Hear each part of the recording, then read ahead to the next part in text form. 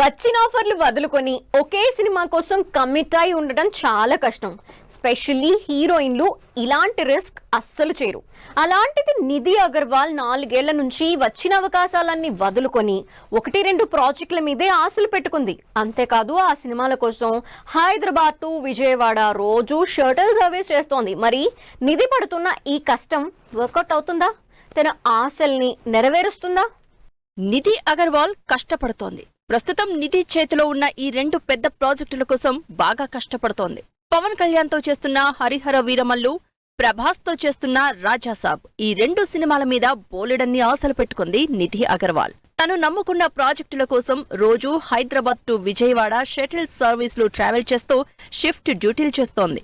Shooting టైంలో black dress తో ఫోటోలు షేర్ చేసింది నిధి. దాంతో మరోసారి నిధి సినిమాల గురించి చర్చ స్టార్ట్ అయింది. ఇస్మార్ట్ శంకర్ హిట్ అయ్యాక ప్రభాస్ తో రాజాసాబ్, పవన్ కళ్యాణ్ తో హరిహర వీరమల్లు సినిమా ఛాన్సులు దక్కించుకుంది నిధి అగర్వాల్.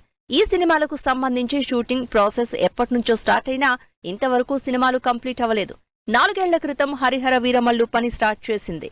పవన్ కళ్యాణ్ సినిమాకి ఎంత టైం పడుతుందో తెలియదు కాబట్టి ఈ సినిమాకి బల్క్ డేట్స్ ఇచ్చి మిగిలిన సినిమాల ఆఫర్లు కూడా కాదనుకుంది నిధి.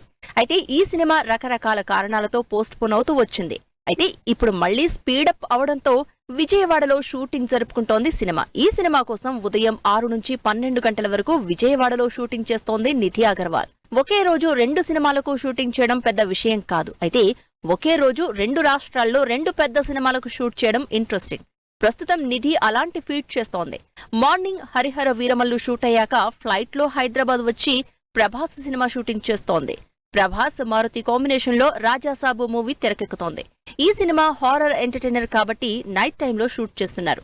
దాంతో నైట్ షిఫ్ట్ హైదరాబాద్ లో షూటింగ్ చేస్తోంది.